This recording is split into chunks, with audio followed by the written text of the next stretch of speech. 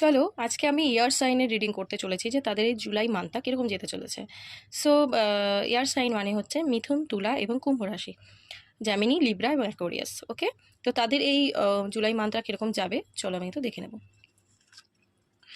আচ্ছা, তো যেটা দেখা যাচ্ছে, দেখো তোমরা কোনো ব্যাপার নিয়ে কিন্তু খুব কনফিউজ থাকতে পারো, ডিসিশন মেকিংয়ে প্রবলেম থাকতে পারে তোমাদের, মানে কোন সাইডটা যাব, কি করব, কোন দিকে গেলে ঠিক হবে, মানে ব্যালেন্সের প্রবলেম থাকবে। ঠিক আছে, ব্যালেন্স করতে পারবে না, ডিসিশন নিতে পারবে না, একটু কনফিউশন থাকতে পারে। যদি মানিটারি সাইডে প্রবলেম থাকে তো সেইটাকে কিভাবে আরও মানে গ্রোথ করা যায়, আরও কিভাবে এগিয়ে যাওয়া যায় সেই দিকে কিন্তু তোমাদের কিন্তু একটা চিন্তাভাবনা দেখা যাচ্ছে।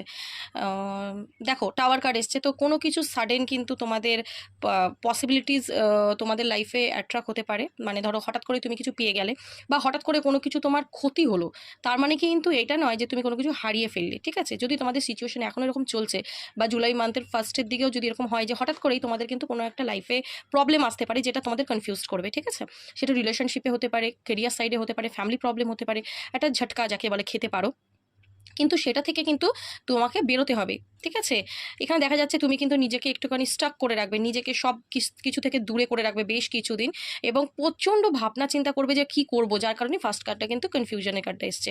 তো প্রচণ্ড তুমি নিজেকে একাকী করে নেবে, গুটিয়ে রাখবে। ঠিক আছে, এই যে তোমার লাইফে টাওয়ার মোমেন্টটা আসবে, একটা নেগেটিভ বা পজিটিভ যে কোনো সাইডে তুমি বলতে পারো, সেটা কিন্তু তোমার জন্য ভালো ভালো কিছুর জন্য আসবে।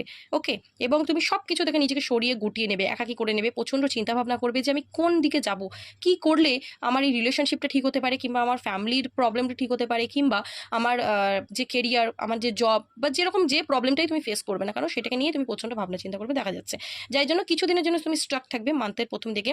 বাট তার রেজাল্ট আউটকাম যেটা মানে লাস্টের দিকে আসবে সেটা মানে আউটস্ট্যান্ডিং, তুমি একদম ঘোড়ার মতো দ্রুত বেগে ছুটবে। এই যে স্টক এনার্জিতে তুমি দাঁড়িয়ে আছো না, একটা টাওয়ার মোমেন্ট, একটা ঝটকা, একটা প্রবলেম আসার জন্য সেটা থেকে তুমি একদম দ্রুত বেগে বেরিয়ে যাবে। ঠিক আছে, মানে তোমাকে ধরে রাখা মুশকিল হবে, তুমি কোনোভাবেই তুমি আর দাঁড়িয়ে থাকো, মানে তুমি ওই চুপচাপ ওয়েট করার এনার্জিতে থাকবে না, তুমি একদম ফায়ারি এনার্জিতে ছুটবে একদম। ঠিক আছে, একদম পজিটিভ আউটকাম নিয়ে তুমি কিন্তু একটা রেজাল্ট তুমি নিজেই অ্যাচিভ করবে। মানে তুমি যখনই স্টাক এনার্জি থেকে বা কনফিউশন এনার্জি থেকে বেরিয়ে যাবে, ঝটকাটা খেয়েও তুমি দাঁড়িয়ে যাবে না। ঠিক আছে, লাস্টে গিয়ে কিন্তু তোমার জন্য পজিটিভ আউটকামই আসতে চলেছে। তো এনার্জিটা কিন্তু খুব ভালো এসছে, যে হতে পারে মাসের প্রথম দিকটা তোমাদের জন্য একটু প্রবলেম গেলেও লাস্টের আউটকামটা কিন্তু খুবই ভালো, খুবই ভালো। তো নিজেদেরকে পজিটিভ রাখবে এবং ইউনিভার্সের কাছে সবসময় প্রে করো। ঠিক আছে, এবং গ্র্যাটিটিউড দাও ইউনিভার্সকে। ওকে, চলো, থ্যাংক ইউ সো মাচ।